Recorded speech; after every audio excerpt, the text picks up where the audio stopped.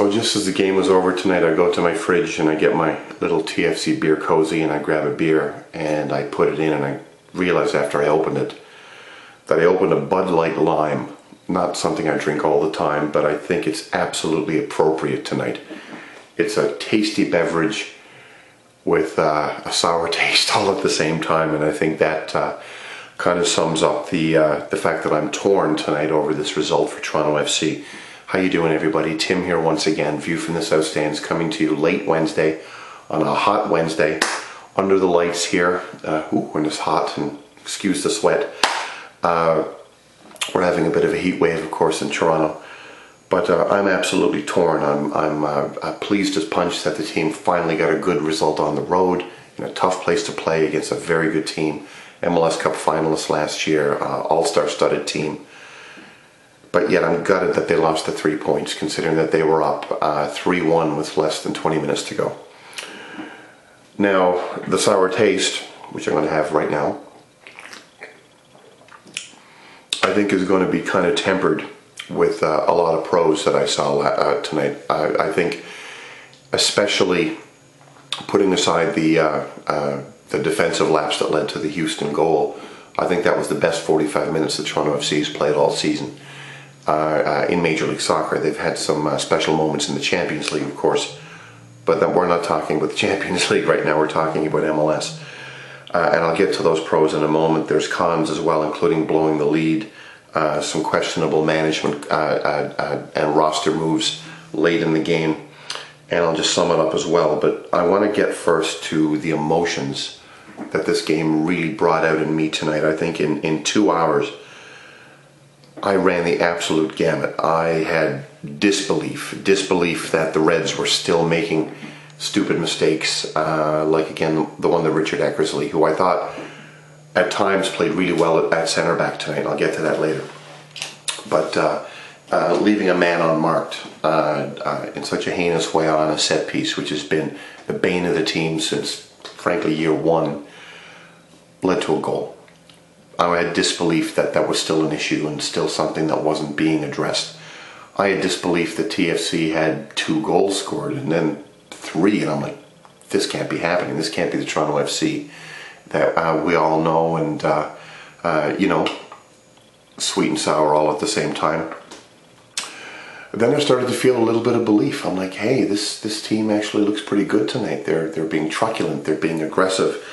They're keeping their shape.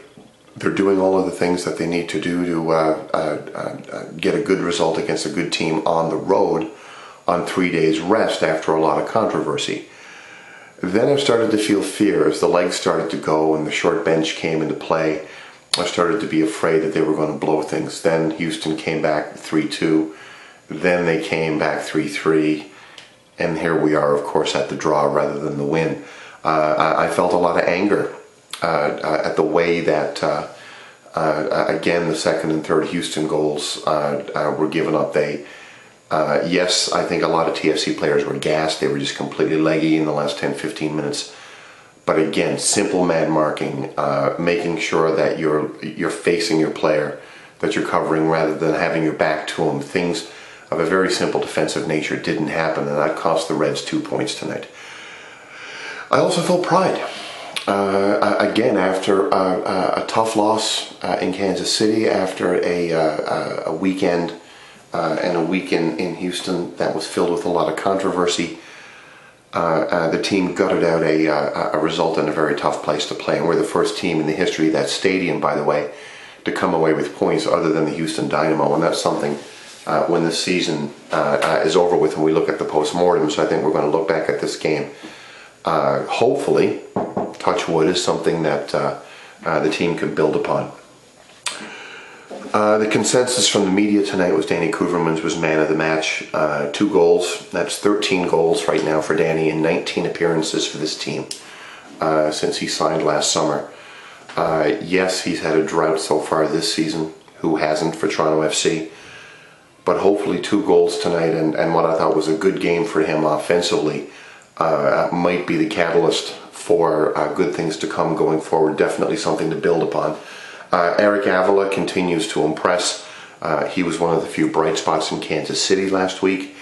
And Julian de Guzman, full marks, was my personal man of the match tonight for Toronto FC. I thought he excelled defensively. I thought he excelled offensively as well. That second goal from Koevermans was all Julian de Guzman. Koevermans just simply had to tap in a very simple goal from the excellent work done by JDG up top. And I think pulling him off with 10-12 minutes to go for a speedy winger and Reggie Lamb may not have been the right decision in hindsight, considering what happened with Houston scoring 2 late goals to tie the game. Ryan Johnson, who I touched on earlier, I thought was very, to use a Brian Burke term, I thought he was very truculent, aggressive. I love the mean look he has on his face when he plays. He's intimidating, he's strong, and the fact that he was able to go as well as he did tonight for the full 90 minutes again, after playing 2 games for his country in Central America and in the Caribbean during the international break. That's 4 games for him in 2 weeks. I thought was absolutely fabulous. And I think overall, putting aside the defensive lapses, which I'll get to in a second, I think it's fair to say that this was a gutsy performance, all things considered, with controversy swirling and not a lot of people giving them hope. Going into this game, a draw? Yeah, we take it. The way that the draw ended up was kind of sad and disappointing, but it's hopefully something that the players can build upon. So lots of pros. The cons, taking off Julian de Guzman when they did was a big mistake. They brought on Reggie Lamb, they brought on a speedy winger for a very, very strong defensive midfielder who's been, I would argue, TFC's best player over the last 6-7 games. I think he's been the consistent player in that period of time that we all hoped he would have been when he signed 3 years ago. Hopefully he can continue playing as well as he's been playing recently. And I thought he excelled tonight overall. I thought Eric Avila out on the wing played a good game as well.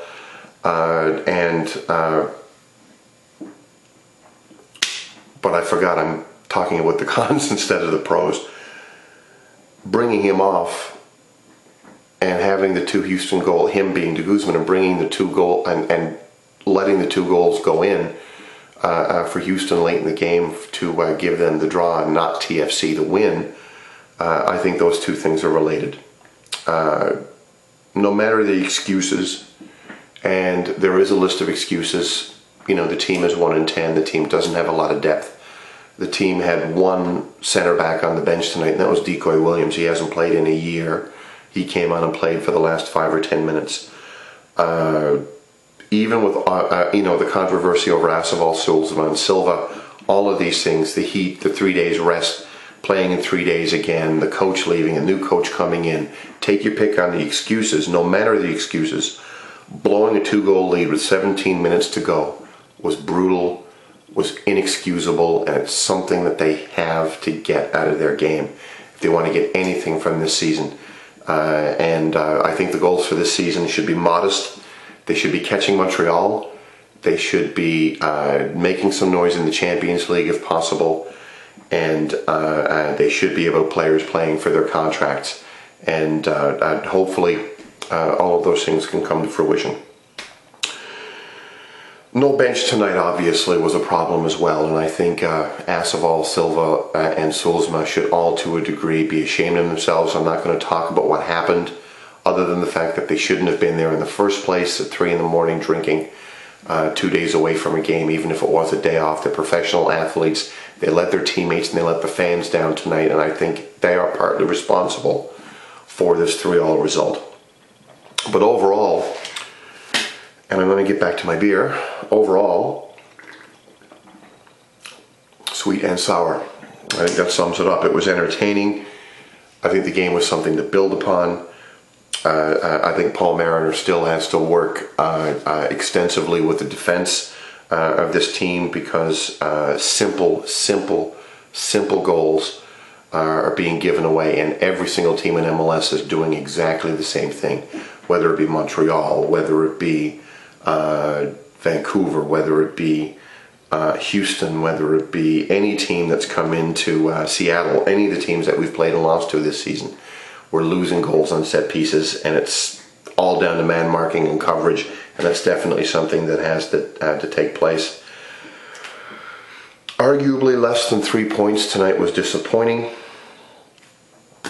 but going into this game, if again, and I use the cliche and a lot of people have used on Twitter tonight, if you would take a point, would you take a point tonight if it was offered? And I think most TFC fans, again, based on what we've seen so far this season, would probably say yes. But still, it doesn't feel exactly like anything other than a moral victory. But when it could have been a real victory tonight, definitely something to build upon. Anything less than 3 points against New England on Saturday at BMO Field, I think is going to be a huge disappointment. I think this team has made a little bit of progress. Again, Rome wasn't built in a day, but I think New England is there for the taking. Hopefully the fans are going to take the Wednesday result and run with it and be in full voice on Saturday, I should say, and hopefully the Reds can build upon this tonight and get a nice resounding win against a very poor New England Revolution team. So that's it. I really appreciate you guys watching. Thanks again, and I'll see you on the blog on Saturday after what I hope is TFC's second home win of the season versus the New England Revolution. Cheers.